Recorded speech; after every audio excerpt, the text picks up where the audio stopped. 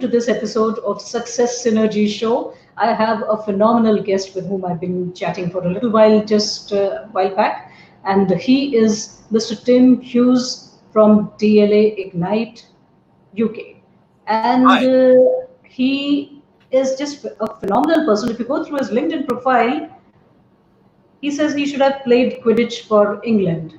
And that is the thing which struck me. I'm myself a great fan of Harry Potter series, and it was just wonderful meeting Tim.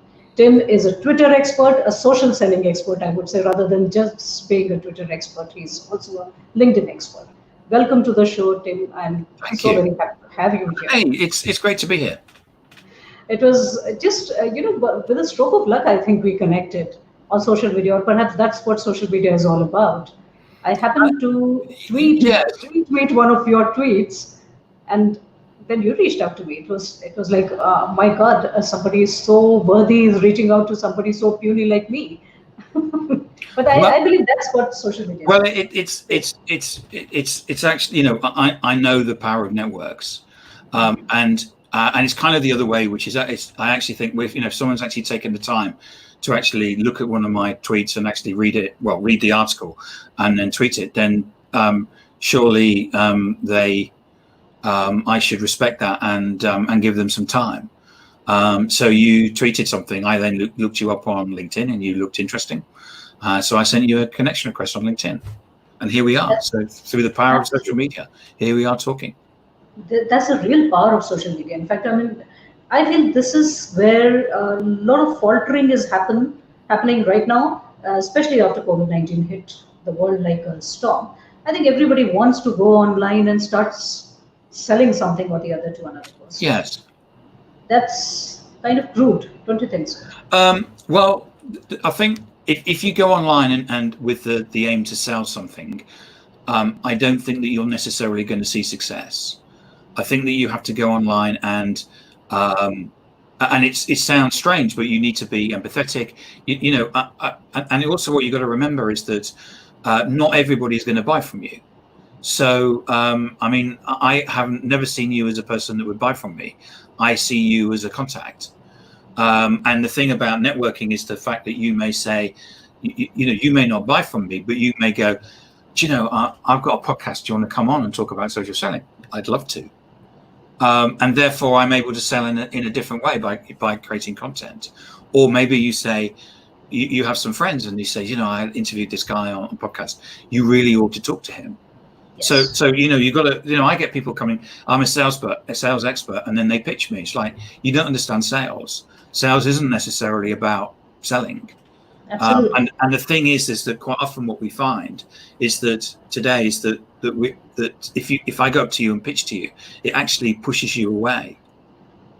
That's true. And everybody seems to be an expert on the social media platform. Well, yeah, and anything, but if I come up to you and say, hey, my product is great, and we're the best in the world, you'll say, well, everybody says that. So the fact of the matter is, you by going to market, the way that people go to market today and the way they market means that it becomes a sea of blandness. They don't differentiate. Everybody says we're market leader, we're number one, we're the best product in the world, and therefore it becomes a sea of blandness. And the word guru. Yeah, and guru as well. Yeah. And so what happens is that I've done some I've taught a waste management company social selling, and I was talking to the one that sells people. He said, I've been in waste management for 20 years. That's like amazing. He said, yeah, personal protection equipment, syringes, hospitals. And so he said, that's what I focus on. He said, I know everything about that. The fact of the matter is I know nothing. So as a buyer, when you basically say, buy my products because it's great, I have no way of differentiating, because I don't have the skills like you do to differentiate you from anybody else. So what happens is that it just becomes it's a sea of blandness. So you're a zebra in a herd of zebras. Yes, that was a tweet which I retweeted. Now I remember very clearly that you have to be acting like a zebra with colored stripes. Yeah. It's about being different, and being different isn't actually about buy my product because it's great, because that's what everybody says. Yes.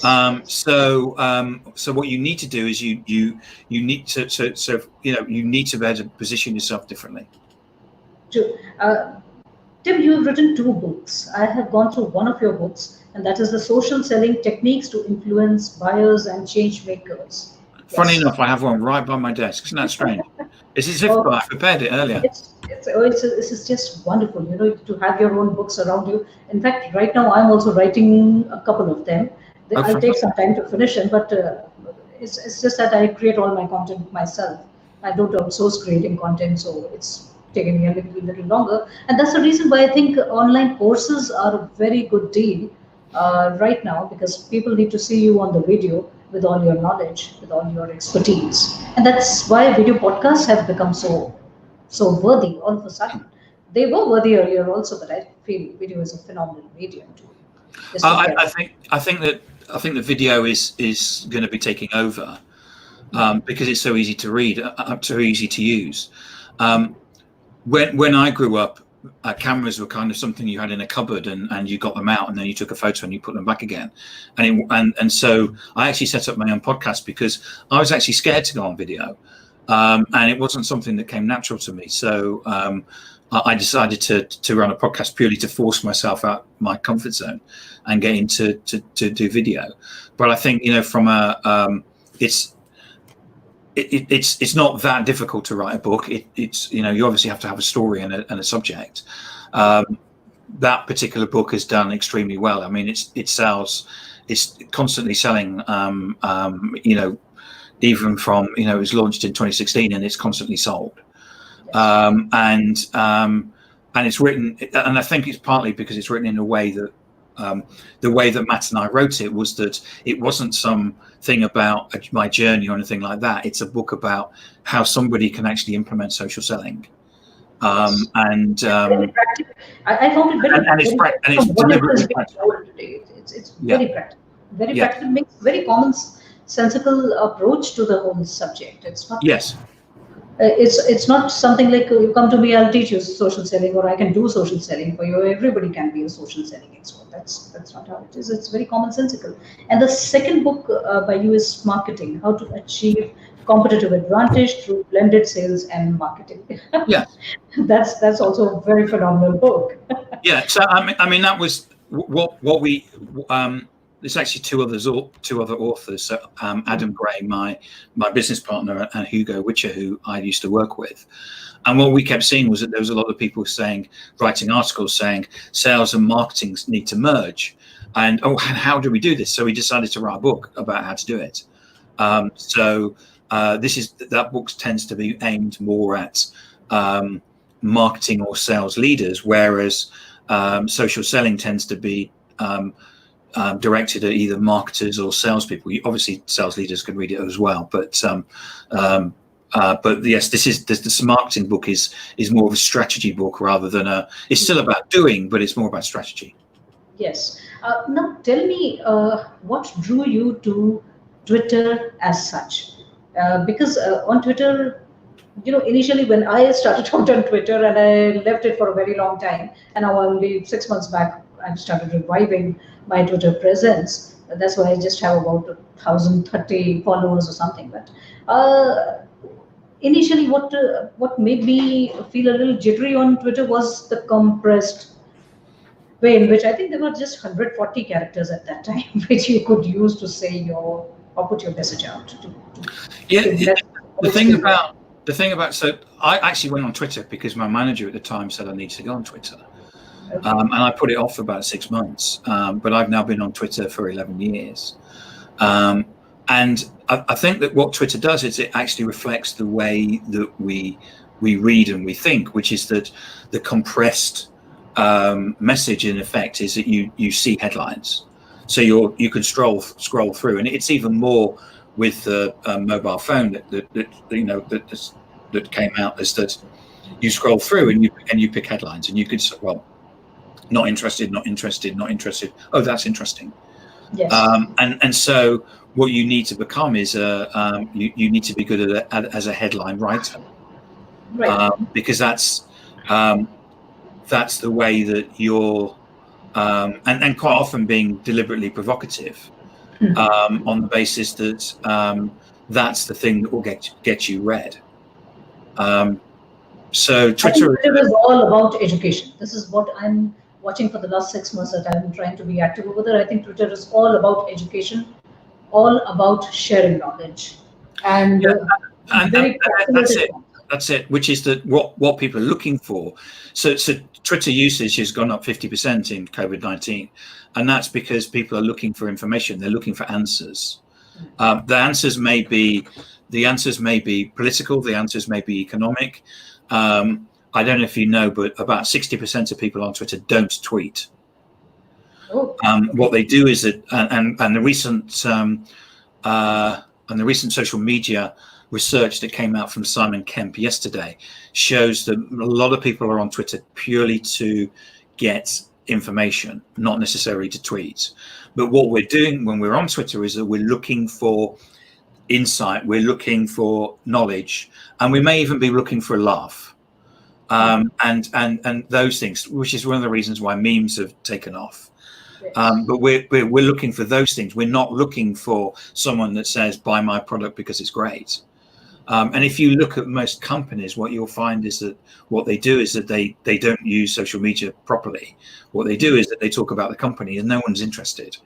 I mean, there's that I'm very well versed with. That part I'm very well versed with, because in my business coaching, the last 10 years, I've been telling my clients as to how to develop a good social media profile so that they don't need to do the selling. The profile itself does the selling for them. Yes, yeah, it should do. I mean, if you're interesting, you're insightful, you're authentic, you're educational, what happens is that people will come to you. They go, that's an interesting article. And they'll go, so who is Tim Hughes? Okay. And then they'll look you up. The thing is that we all have those skills now. So what happens, what's happened in the past is that you've gone out into the market and you've basically said, buy my product because it's great. And people, and what happened in the past was people go, because there wasn't the amount of information. Advertising started in the 1930s. There was no other information out there. The only reason why you knew that you wanted to buy a particular toothpaste was because you were told about it in the newspaper. There wasn't the ability to go online and search and get something else. So traditionally people were, you sold stuff because you presented it to someone and they went, that's a good idea, I'll buy it. Now what happens? So if I say to you, right, this is the iPhone, right? It's the best phone in the world. You'll go, right, okay, I'm going to go online. So, well, actually, and then you go, well, and then you talk to Chris Voss, and Chris Voss says, who's an influencer, he says, no, they're rubbish. You need to buy a Samsung or something like that. So what happens is that if you now use advertising, cold calling, or email, and say, buy my product because it's great, the recipient of that will immediately go online and go, well, actually, I can buy this product elsewhere. So I'll give you an example. I still collect physical music, as in vinyl records and CDs. Mm-hmm. So there was a CD being advertised on Facebook, a box set of CDs. I thought, oh, that's interesting.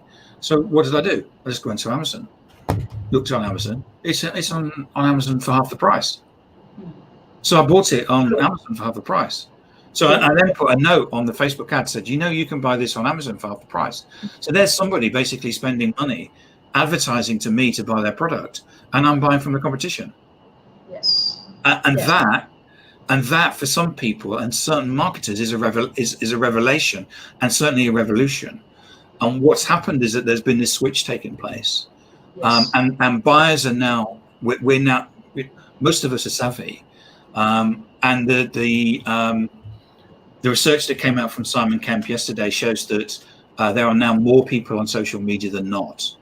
And if you take out the old and the very young, actually there's now 65% of the world's population on social media. So I don't know if you know, but India is one of the biggest growth rates. Yes. There was 100 million people joined social media in the last year in India. And this is the change that's taking place. Social media is no longer a destination. It's not something we go because of COVID-19. It's where we live. Yes. Because we're sitting, we've got lockdown, we're sitting at home, and we've got nothing else to do. So we're spending our time in social media. We get used to that, and therefore we bring that business to consumer knowledge into the business to business world, and that's how we buy. Very true. Now, see, all this being said in the greatest of the correct lights as is possible, I understand it completely. But what I don't understand is there is a flood of content which says, "Come to my webinar, come to my webinar. I am doing this, I'm doing that." Why are people doing that? Because they still think they have to market on social media the way they did in the past.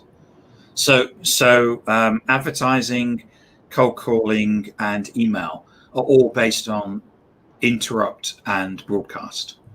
So you're reading a paper, and I interrupt you with an advert, and I broadcast a message of which you're supposed to then go, "Wow, I'm going to buy that."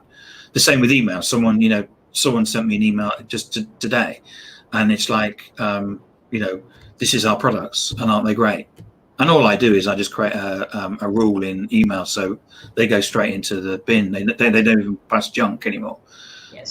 And then they cold call me now. So in IS 13, and I have this switched on my phone. If someone calls me and it's not in my address book, it goes straight into voicemail. So and if you ring me and say buy my product because it's great, I just delete your voicemail. So we as buyers, we've got technology on our sides. We also have legislation. So we had GDPR come in Europe in May 2018, which has pretty much killed all of those things.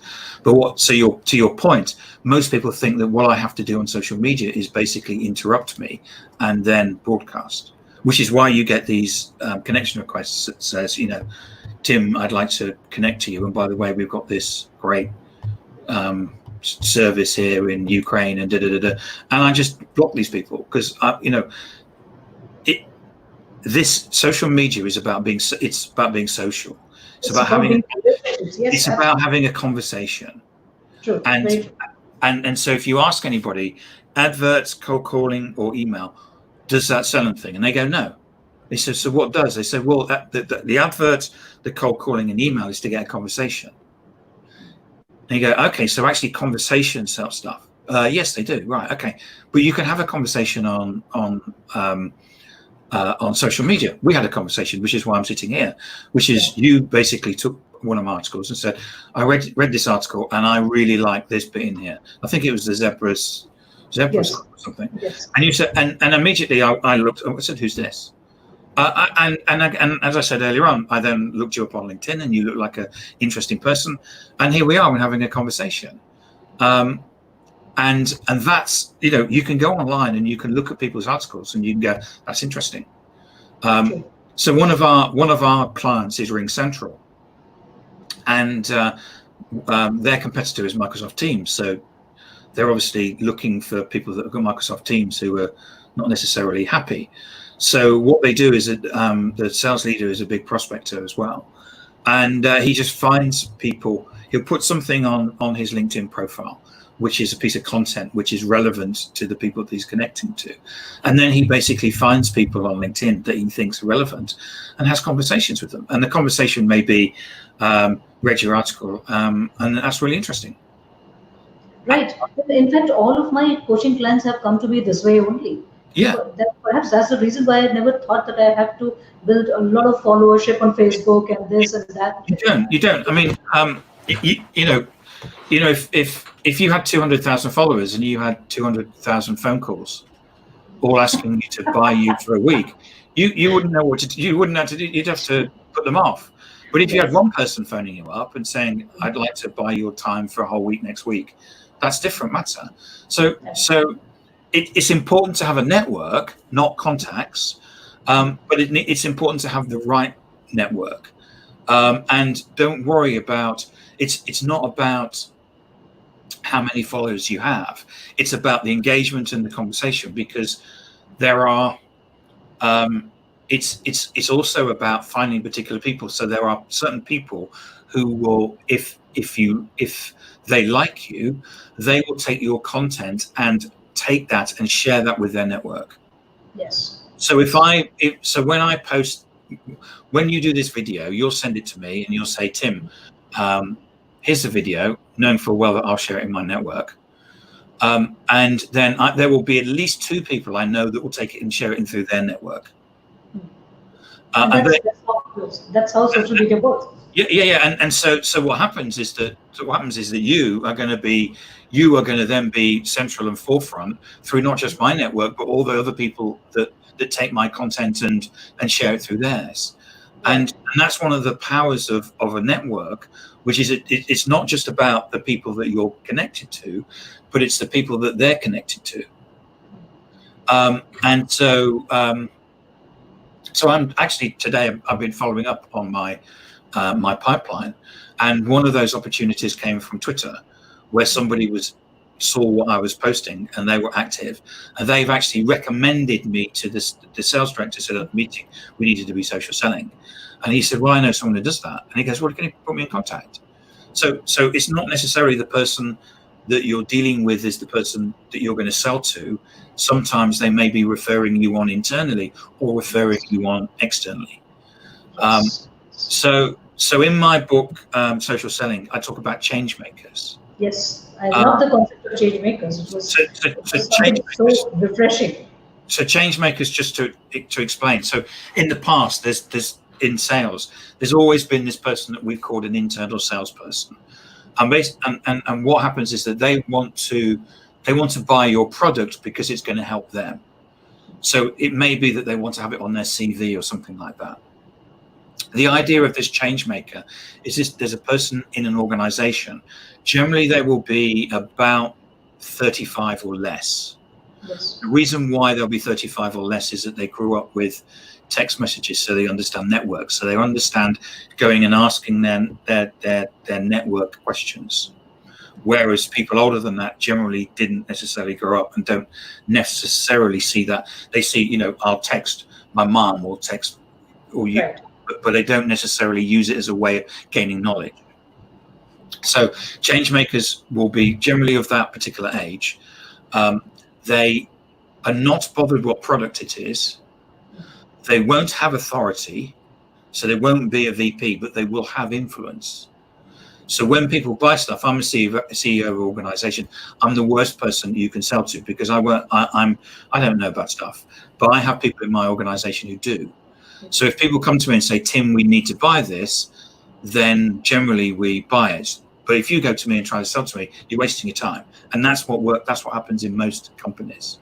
It's these people that are saying, we need to do this. And what they're doing is that they're actually, they see your product or your service as a thing that they need to do in the organization that's going to change the organization for the better, not necessarily for them.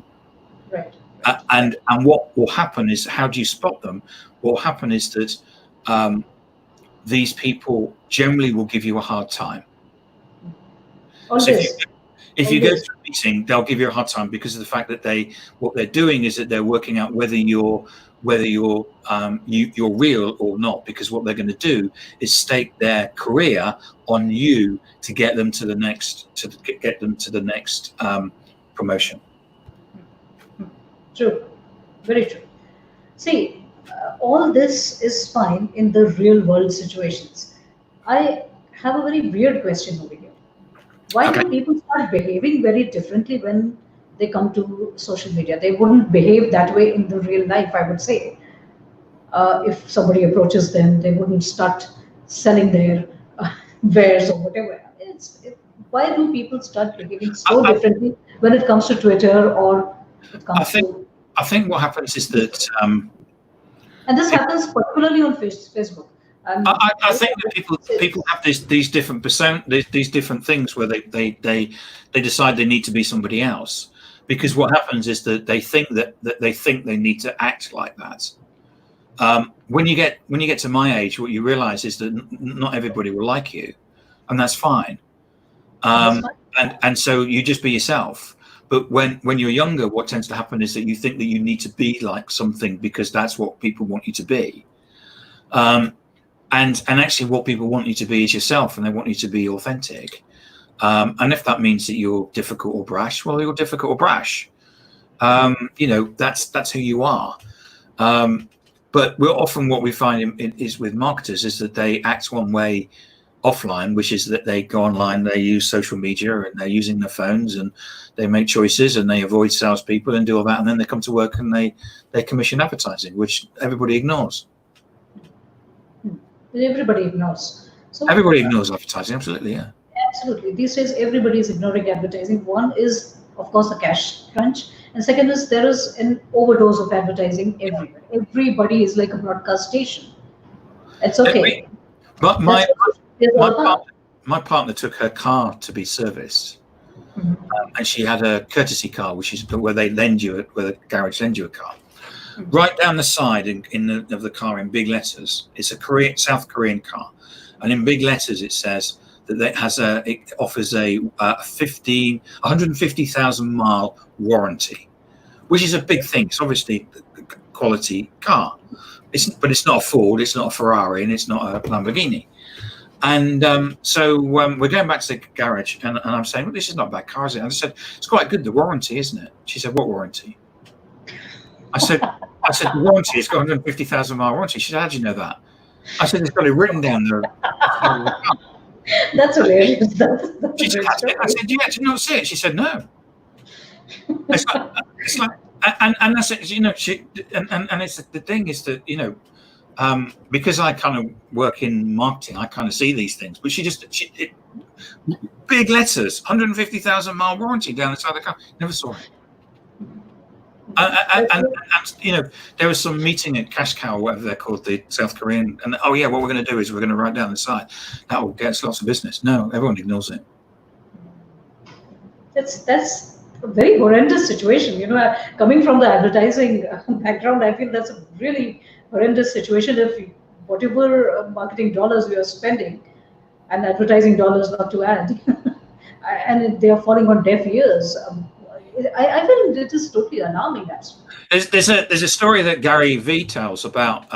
There was a Samsung ad, so he supports some New York team, and there's going to be an announcement about some new player, and he was checking his phone like every 20 minutes, and there was a Samsung ad, and what happened was that when the cross at the top to get rid of it was so small that you press it with your finger and then it would start the ad, and what he was doing was checking his phone and then mishitting it and opening this ad up, and then you couldn't switch the ad off.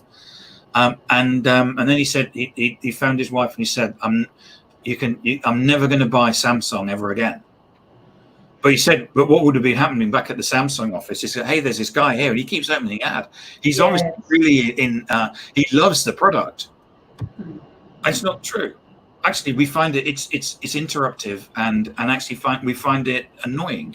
All these pop-ups are just annoying. We hate it. Yes. That's a whole lot of information over here. Tim, before we go any further, I have to request you that you please come back. I know you are on vacation in the month of August, so please come back to the show again in the month of September, because half of the hour has passed and we have still not started touching on Twitter, because the conversation up until now has been so engaging. About marketing. I'm more than happy to come back. Thank you so much. You're welcome. Thank you so much. Tell me about Twitter as such. I go to some Twitter course. I have purchased a few Twitter courses and things like that, and some ebooks also.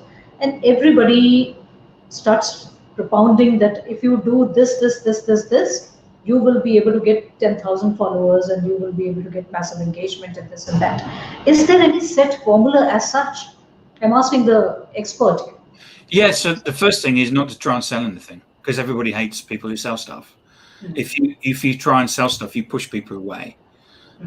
You need to be yourself. You need to be interesting, insightful, educational, because people are searching for those sort of things. And also share something about yourself. what we found in our research is actually the more you share about yourself, the more people are interested. Now, most people say, yeah, but nobody's interested in me. In fact, they are. And actually, and as I say, we've actually done research and actually shown this even on LinkedIn. We've got some of our salespeople to stop writing blogs about stuff and actually just sharing about them. This is me with the kids at the weekend, and actually that gets more engagement than anything else. So you just need to be authentic and talk to people. So find people that you think are interesting. It may be your particular niche that you're interested in, or they're sharing a particular hashtag, and just have a conversation. So what you did with me, which is you read an article, you said you quote, I found it. This article is really interesting. This is the bit that I like, and then you retweeted my article. So I immediately spotted you. And then, of course, as you know, I then looked you up on LinkedIn because I wanted to check to see whether you were spam. Obviously, you're not.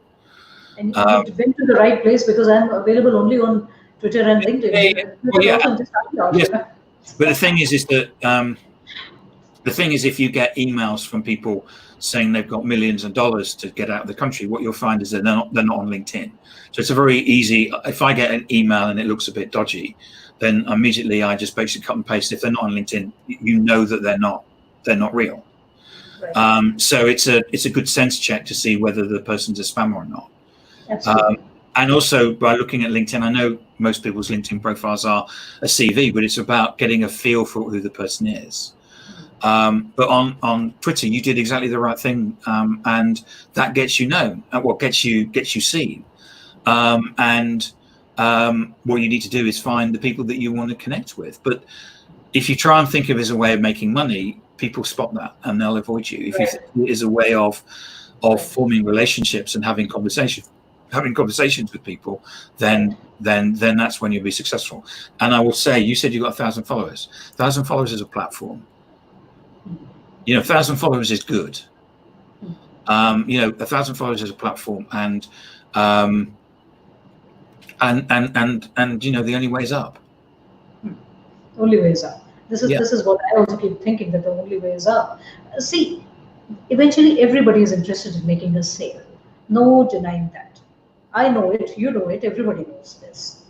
But what I'm trying to understand through the concept of social selling is, and I'm heavily inclined towards coming to this assertion, that perhaps the word social is far more important over there than selling. Yeah, so social selling is a bit of a, unfortunately, it's a misnomer, and but it's a term that we're stuck with, because people think that means they're selling on social, and in fact you're not, because selling, we don't like anybody coming and selling to us stuff. Of course, we then think, oh yes, but everybody wants to know about our products and service, and in fact they don't. But if you build relationships with people, then they may actually listen to what you've got to say. So there's a saying which is, know me, like me, trust me. And what you can do is you can build up relationships with people and have conversations with them. And like start off with like what you did, which is you took one of my tweets, read this, thought it was really, this piece was really interesting, and you shared it with your network. I can't, well, some people might ignore that, but I can't ignore that. I have to then find out and see who this person is. And so I know you at that point. And then we move that conversation onto LinkedIn. And immediately we have a conversation. You say, I run a podcast. Would you like to come on? Yeah. So we're going down that know you, like you, trust you. Right. And people buy from people they know, like, and trust. Yes. So some people don't find this quick enough, but actually it is quick enough, because so for example, one of the salespeople that we're training, they posted a post about a month into the lockdown saying that they were enjoying lockdown. Obviously it's a really bad situation, but they work in London and it was a 45-minute commute, so they got an extra 90 minutes a day to spend with their children, he's got two very small children, and everybody can understand that. So last time we looked at that yesterday, and he'd got 120 likes on that. So that's 120 people that have liked that thing and said, yeah, I kind of like that. So the average person has got the average person has 500 people in. I'm just doing a quick calculation on the calculator. So the average person has got 500 people they're connected to on LinkedIn.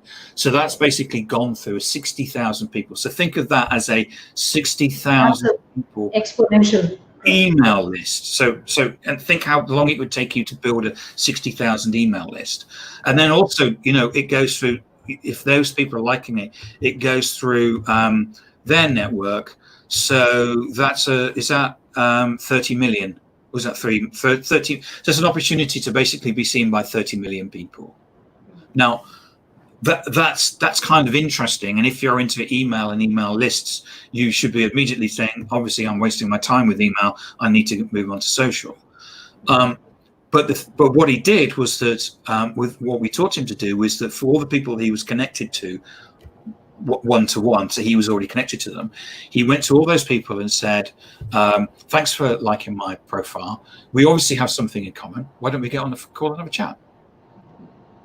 So he got I think there was like off the back of that, he got something like 15 meetings. Now, not all of those meetings were people that were going to buy, but there are 15 meetings where he had conversations. And don't forget that when you're cold calling, not everybody buys or not is in a position to buy. If you cold call, they'll, some people will say go away. Some people will say call back in 3 months. Some people will say you should have called me 3 months ago. And some people say that's brilliant, exactly what I want to buy. But in effect, what he's done is he's built a relationship with these people, and he's got an opportunity to connect with them and talk to them. And so he got 15 meetings, which he then had the biggest problem because he didn't have time for it. But all the people he wasn't connected to, he sent a connection request to and said, thanks for liking my article about this. We've never met, but can we connect? Now, he left it at that. The next article he puts up, he'll go back to the people and his first connections to say, can we have a meeting?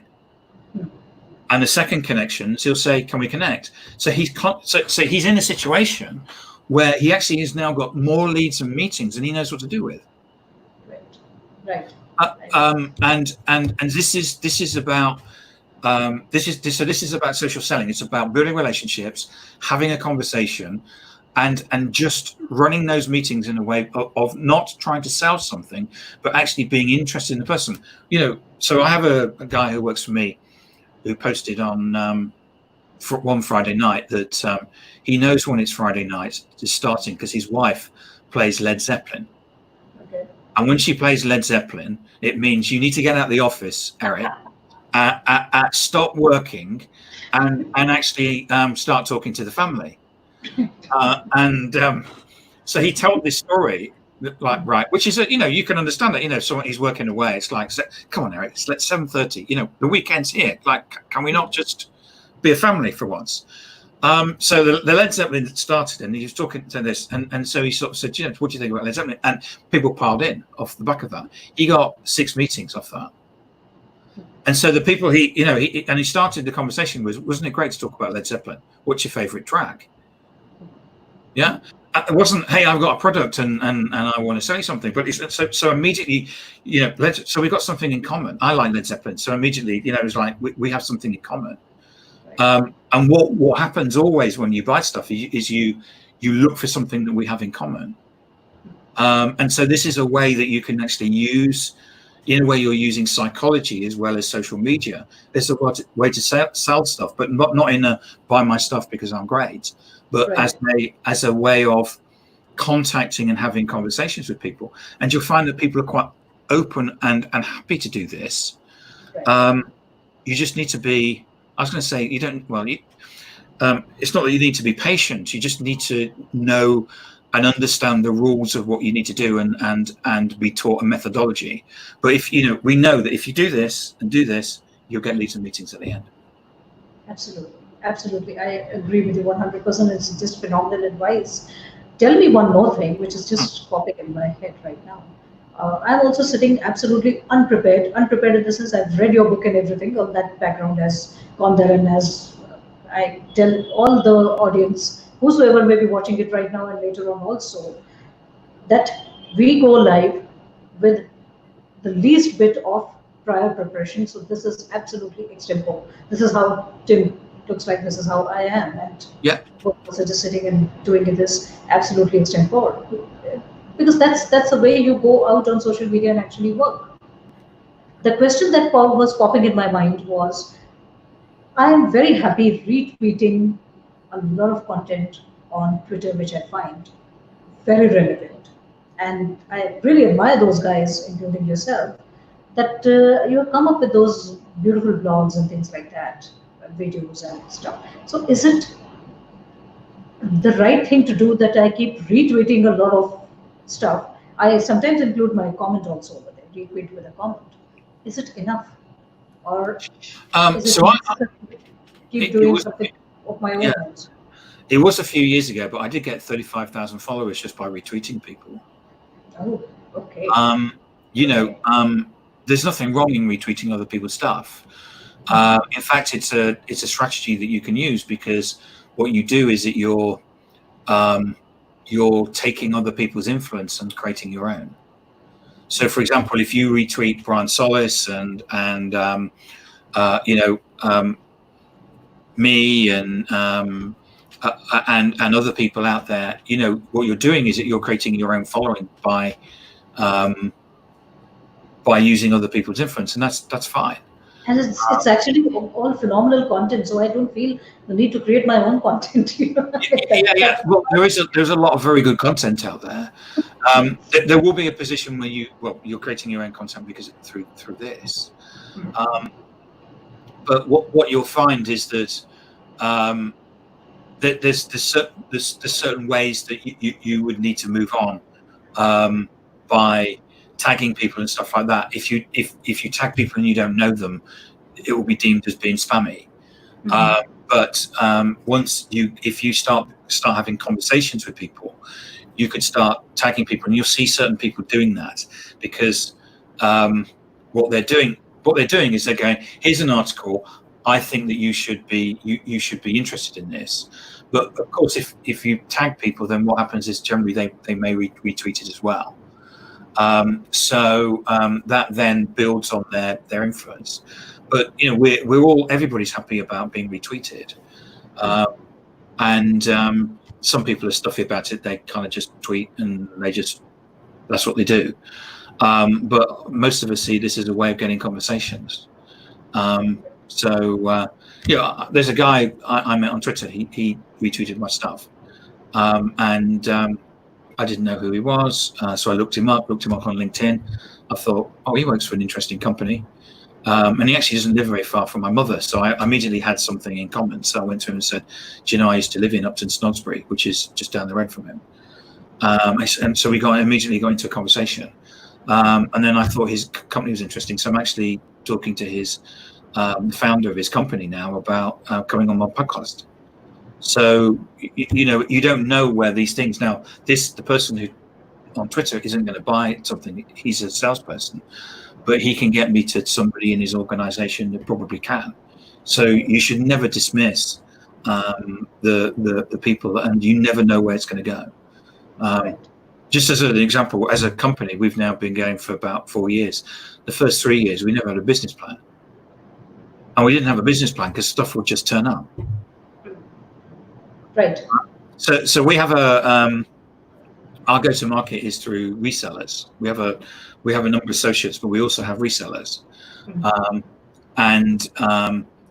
The reason why that came to us was that I was on a podcast like this back in April 2017, and our first reseller watched it, and he came to us in July 2017 and said, can I resell your programs? And Adam, my business partner, and I went, we never thought about that. And then we said, okay, let's do that. So we spent the summer of 2017 with some lawyers and that, building a program that allowed us to get people to resell what we do. You just, the activity on social is not, if you set out to do something, you won't achieve it. But if you set out just to be Right. I think that's the greatest strategy. spread happiness, Yeah. spread positivity, educate people, be insightful, be yourself, be all of those things, you'll find stuff just turns up. The other day I was speaking to a LinkedIn expert on one of the episodes, and they said that after 4 years, somebody who wasn't even connected with them saw their post somewhere on LinkedIn, and they reached out to them, saying that I saw this post which was written 4 years back. And that's how a relationship happened in massive business opportunity. I have a blog that's 5 years old, which I don't use anymore, but it's still out there. And that's the thing about content, is it's there forever.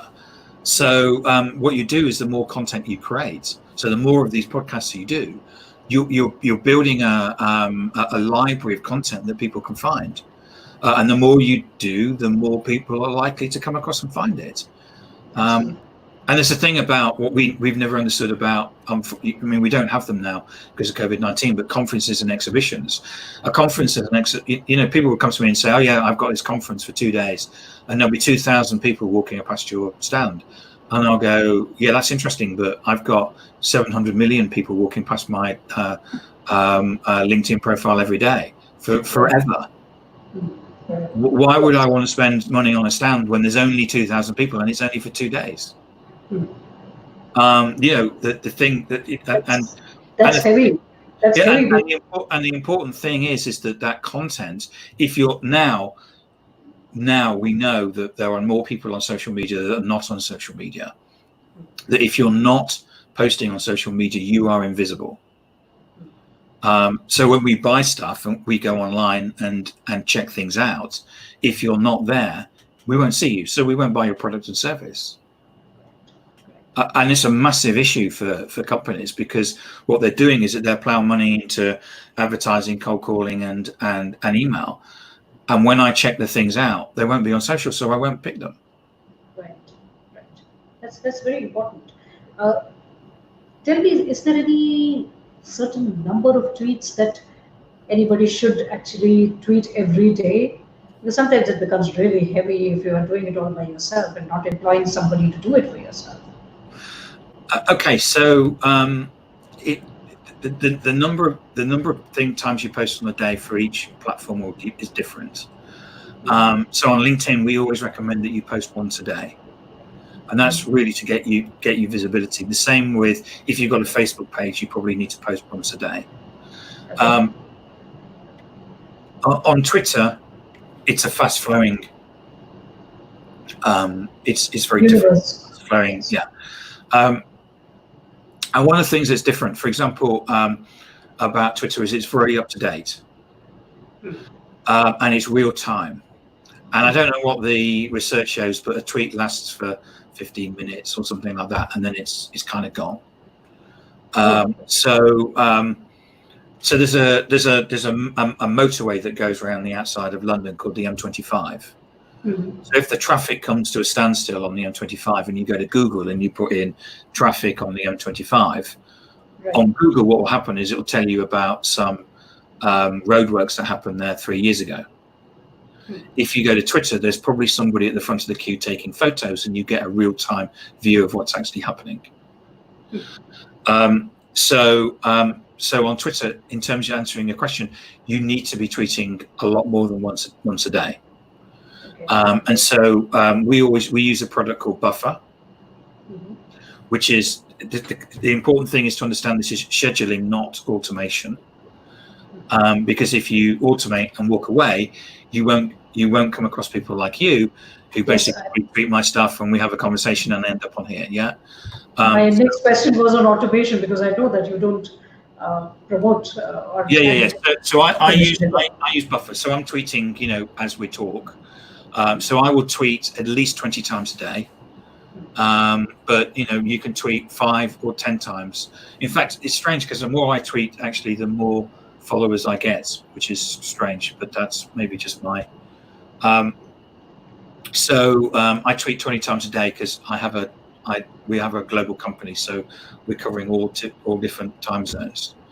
So I'm looking for followers in right across the globe.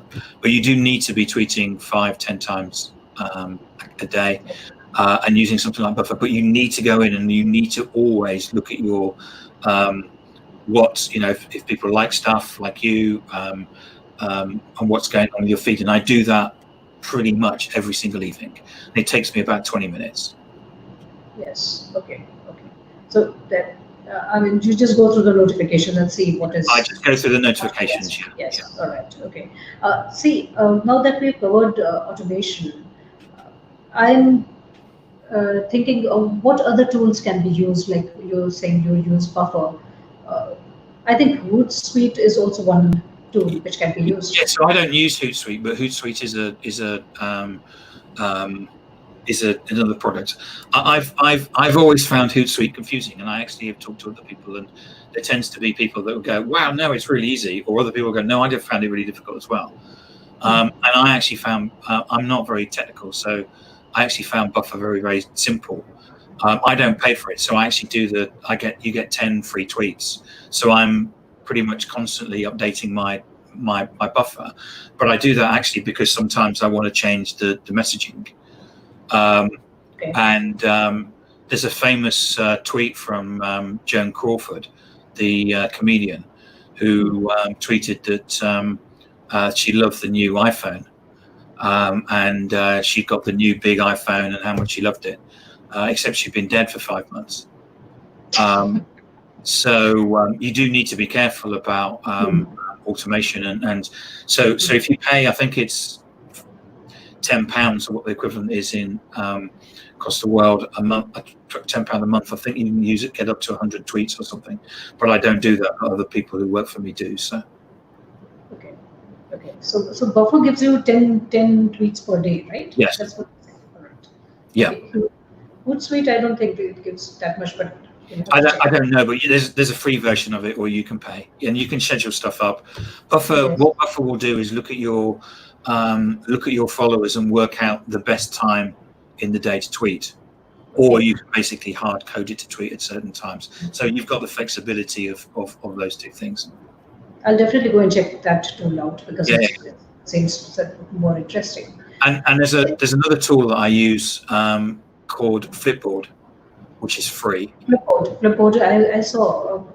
Also, you've written about it. Yes. So what that is it's a product that you can find content in. So if you're looking to curate content and find interesting articles to share with your audience, and you can search either on the. For example, I run a couple of magazines, digital marketing, digital transformation, so social selling network, where you can go and basically follow those, and you'll see the articles that I'm sharing out, and it's different content. Some of it's different content from the stuff that I may be sharing elsewhere, but that gives you an instant set of content that you can then share out on your different platforms, or you can search on hashtags, or if you're interested in vinyl records, you can follow things on vinyl records or stuff like that, and you'll find stuff on vinyl records or thought leadership. What it does is it goes through each of the articles and it takes the string of the words. So if you've got an article and it says thought leadership in it, it would always appear in the thought leadership magazine. But it's free, and it's just a great way of taking or finding good content and then putting it out. Right. See, that brings me to my final question for today's episode, and that is a lot of digital marketing agencies approaching me, and I have tried 2 of them. They did not produce any results. They drained quite a lot of money. Let's not talk about that at all. But they wasted a lot of valuable time, although they made heavy promises that they would grow the Twitter following to this level and this, that, and the other. Why is that kind of a thing going on? I mean, it doesn't work. I know that it doesn't work. I know experientially that it doesn't work. Well, it goes on because people will pay the money, and we actually had someone that came to us and said, they'd actually fired their social media manager. And then we said, so why? They said, because they were rubbish. And I said, so why did you hire them in the first place? And they actually said this to us. They said, we thought he was good at social media because he had a beard. Oh. Yeah. I know. And you know, we say to people, you know, a company came to me recently and said, oh yeah, I've got this great product and we're really good on social media, and you know, you need to buy our product. And you know, and I said, you've got 35 followers on Twitter. I went, well, they said, what do you mean? I said, you've got 35 followers on Twitter and you say you're good at social media. Exactly. So how you know, and the thing is about social media is that we can actually see whether people are good or not by looking them up. Right. And that's what we need to be doing if we're going to go into that sort of world. We don't run people's social media. We teach people how to run their own social media. But we're in the business of empowerment and activation. So what we do is we teach people a life skill that they can then go on and use for the rest of their lives. But you know, the only way that you can grow your Twitter following without hard work is to buy the followers. And that doesn't make any sense, because and it doesn't make any sense. You know, I've gone through a couple of things that you can do to I've shared with you in terms of ways that you can grow your Twitter following, but there's work involved. And you know, I've had people come to me and say, I had someone come to me at the beginning of the year. They said, this year I've got an objective. I'm going to turn up on an influencer list. I said, well, I can help you with that. You know, you tell me what it is that you want to do and we'll do it. And here we are in July the 22nd, and he's never come back to me. So, and I'm not going to chase them, because if they want to be an influencer, they would have come back to me and say, Tim, why haven't you spoken to me? I want to be an influencer. Right. You're willing to put, but there's hard work involved. And some people, what they want to do is, you know, we say to them, you do this, and you'll get the result. And they say, well, I've done that and it doesn't work. We said, we didn't say that. We said, you need to do this and this to get, you know, if you just do that, nothing's going to happen. You know, there's a very clear methodology and a structure to getting the results, and there's too many people trying to cut corners and trying to find silver bullets. And unfortunately, I'm sorry, but actually, it's going to take hard work. I shouldn't really apologize. It's the way life is. You know, if in sales is hard work, and there's no easy shortcuts, and there's no simple bullets. Absolutely. Tim, now we are at the top of the hour, so yeah. I'll just repeat my request. Please come back in the month of September. I'll coordinate with you, and by that time, whatever you have said on this show, I will implement on my Twitter immediately. And let's see what results come out. I'm sure there will be results, but I am a patient person, and I'll just go on doing it consistently. So let's see whatever the results are. These things for free as well. Isn't that amazing? It's not just, I'm not just basically told you how to do it, but I've told you for free. I mean, you know, that's the most important thing. I think that's the graciousness of yourself, as well as the beauty of this. I'm really interested. Let's see how it works. Let's come back in September. You've got 2 months. Let's see how it goes. Yeah, let's see how it goes. And this is going to be the practical, implementable approach to doing whatever we learn. And that's what this show is going to be developing eventually into. And that's what it is developing right now. Thank you so much, Tim. It's been just wonderful having you here, and you've given such beautiful inputs. I hope everybody starts implementing them, because one thing that I always say is that if you're on social media, you're not at all in competition with anybody. No. It's a space where everybody can start from anywhere. And I can't hear you. I think look, the book's appeared. Don't forget the book, Social Selling, Techniques to Influence Buyers and Changemakers, available on Amazon worldwide. It's available book, Kindle, and you've got the Audible one, haven't you? I got the Audible one because we just connected and immediately the show was happening. I wanted to do some reading and I did not have the time to. But Hearing a 6-hour book is much easier actually, and I'm getting hooked to audiobooks as such. It's not my voice on the Audible one. So. Yeah, I know it's not your voice, but I pretty much got the message. Good. It was very refreshing. I think Good. it's a book that everybody should go I think and get it, because it's got a different approach to social selling as per what people are thinking, that it is social plus selling. It is not at all. It is only being social, and selling happens automatically eventually if it has to happen. It's a different approach to selling completely. Thank you so much, Tim. you're It was welcome. wonderful having you here, and I look forward to having you another time in the month of September. Thank you. Have a very good time. Thank you. Thank you.